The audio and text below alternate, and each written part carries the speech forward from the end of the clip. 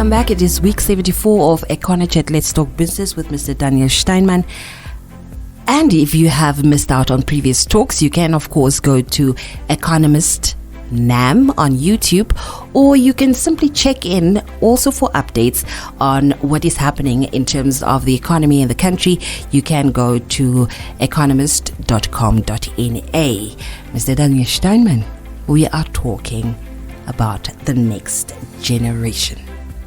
You made an example of China, which I think is a good example in terms of, fertility and demographics when it comes to the economy. It's a good example. It is. Because it has such a big impact today. So what happened after the Second World War is, in this chaotic conditions that was prevalent over most of China, or what we know today as China, there was a population explosion. But it wasn't realized at first. When very large part of and there was also a migration to the cities, urbanization, normal things that happen in any community which did not have freedom of movement previously, and which then got freedom of movement, like very similar to us in Namibia during the apartheid years, where you were allowed to stay, or where you were allowed to go to school, or where you were allowed to travel to. That was all determined by the color of your skin. And then comes independence, and suddenly within 15 years we see, we've got a problem in Windhoek. There are now many more people than what there's infrastructure for. Same thing happened in China. And why it's so important, and why every economic student always has to learn this as the basic example in the base case in demographics, is because out of this turmoil came a ruler, Mao Zedong. But you actually write it Mao Zedong, but it's pronounced Mao Zedong. And Chairman Mao was the father of the modern Chinese nation. And one of the policies that they put in place was the so-called one-child family. And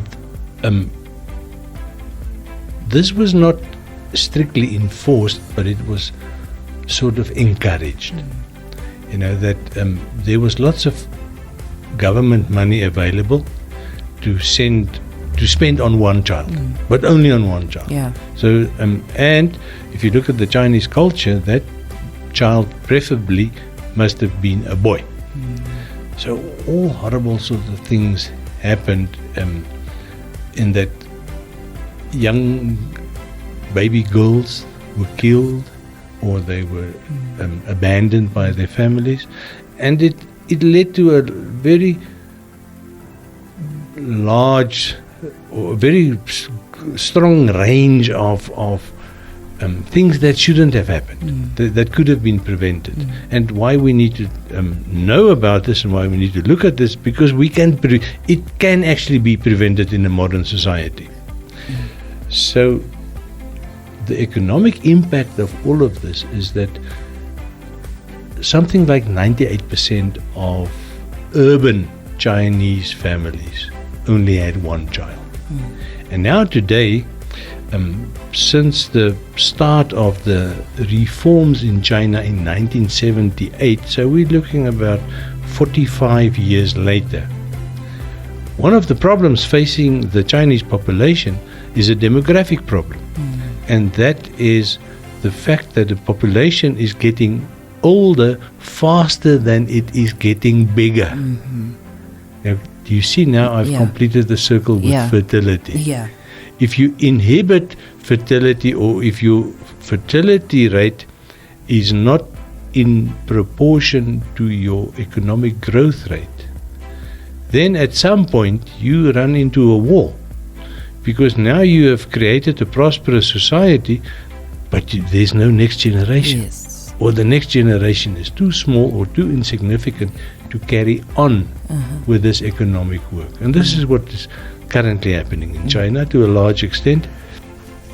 You don't often find analysts in China that are prepared to discuss this, but it's a widely known fact, that the Chinese population is facing a very serious demographic barrier, and that is an age barrier. And why? Because what they did with fertility 40 years ago. Yeah. So do you see the linkages? That it's all related. Now we come to Namibia. Here it's a bit different. We, despite the very high rate of urbanization of the last 20-25 years, the majority of the population is still rural. There are still more people living in villages than there are living in cities and towns. Sometimes I feel I can move to the village as well. I would not mind living there if I can have a horse and a dog. But the big difference with Namibia is we sit with an unemployment rate of almost 40%. Yeah. And if you look at this bracket of between 18 and 28, it's like 60%. It's terrible. It is horrible. So it is for any political leader or minister to tell the Namibian population we must just have children because we need more Namibians. You can only talk that type of nonsense if you're not raising those children. Yeah, exactly. But the moment you are the mother and the father and the responsibility is yours, then it's no good if somebody tells you have 5, 6, 7, 8 children, because you know for a fact that if you live in a city or a town, you cannot afford to feed those children. Yeah. You cannot afford to give them a good education, and this is where we are out of balance. Our fertility rate is too high. But we must not make the mistake like the Chinese of propagating a one-child family. Yeah. And this is my personal opinion, we must rather adopt a framework where we say, first of all, children must be wanted. Have the children that you want. Secondly, do not have children that you cannot care for. Because now when they're small, it looks easy to take care of them. But in 20 years from now, you want to send them to university, and suddenly there's 5 or 6 or 7 of them, and then you can't afford to send one of them even to university. Yeah. So fertility and demographics are two concepts in economics that you must think very clearly about, and you must not think about now, you must think about 20 and 40 and even 50 years from now.